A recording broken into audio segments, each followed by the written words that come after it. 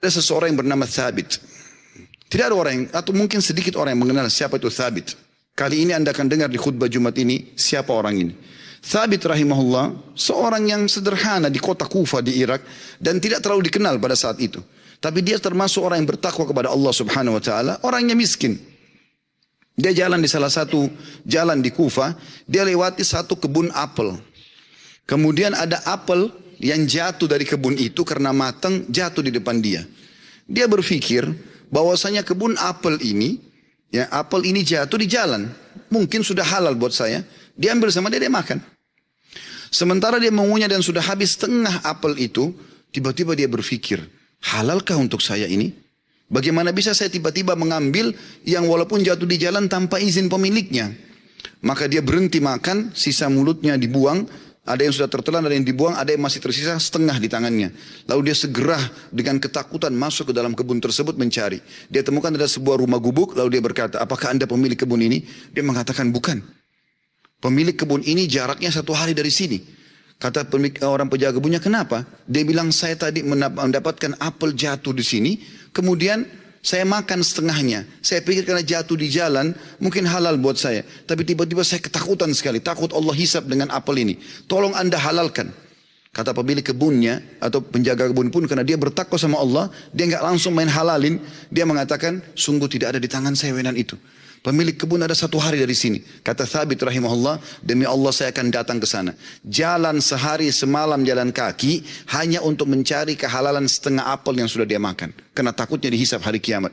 Begitu dia datang ketemu sama pemilik kebun itu, kemudian pemilik kebun itu ditanya sama dia, Thabit bertanya, apakah Anda pemilik kebun yang ada di sini dan di situ? Dia mengatakan iya.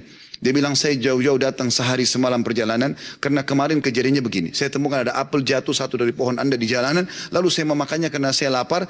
Kemudian saya tiba-tiba ketakutan pada saya sudah makan setengah. Setengahnya sudah ada sebagian saya makan, sebagian sudah saya buang, ini setengahnya tersisa. Walaupun sudah busuk saya tetap bawa. Tolong halalkan. Orang tersebut melihat halal gitu. Lalu kemudian dia mengatakan, pemilik kebunnya mengatakan, apakah kau jauh-jauh datang untuk itu? Dia bilang iya.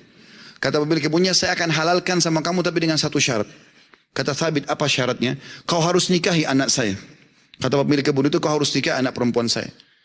Tapi kau perlu tahu sebelum kau nikahi, anak saya itu tuli, nggak bisa mendengar, bisu nggak bisa ngomong, buta nggak bisa melihat, dan lumpuh nggak bisa bergerak. Kata Thabit rahimahullah, dalam kisah ini, saya pun berpikir pada saat itu, kalau memang untuk menghalalkan setengah apel yang saya makan dan saya lepas hisab hari kiamat dengan cara menikahi wanita yang buta, tuli, ya, bisu, juga lumpuh ini, maka saya akan melakukannya. Maka kata Thabit rahimahullah, orang itu tidak tunggu waktu, dia langsung panggil 2 orang saksi, dia minta, ya, dia mengatakan saya nikahkan kau sama anak perempuan saya Fulana binti Fulana, lalu menikahlah dia. Kata Thabit, lalu saya disuruh masuk ke ruangan untuk bertemu dengan istri saya. Terjadi sesuatu yang unik, begitu saya masuk ke dalam kamar tersebut, kamar itu sangat indah dan bersih. Lalu saya mengatakan, Assalamualaikum warahmatullahi wabarakatuh. Saya kaget, istri saya menjawab salam. Bukankah tadi dikatakan dia bisu? Kemudian saya mendekati dia, kemudian saya mengulurkan tangan saya, dia mengulurkan tangannya untuk menjamah tangan saya.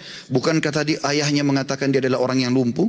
Kemudian pada saat saya salam, dia menjawab, berarti dia mendengarnya, berarti dia bukan tuli. Lalu saya mengatakan, tadi waktu saya ditawarkan nikah sama ayahmu, dikatakan kau itu buta, kau itu tuli, kau itu bisu, kau itu lumpuh. Tapi kau bisa jawab dan dengar salam saya, kau jamah tangan saya.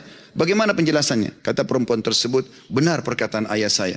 Mata saya memang buta karena selama ini saya belum pernah melihat sesuatu yang haram. Saya buta dari yang haram.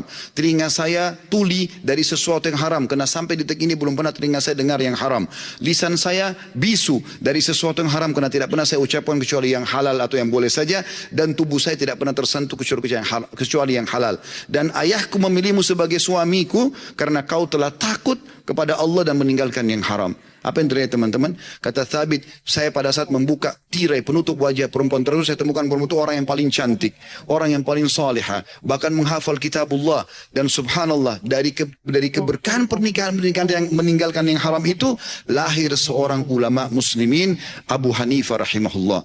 Salah satu ulama dari 4 madhab yang hampir seluruh Eropa, Turki, bahkan India dan Pakistan menggunakan madhabnya. Lahir dari seorang Thabit, masyarakat masyarakat biasa yang meninggalkan sepotong apel yang haram.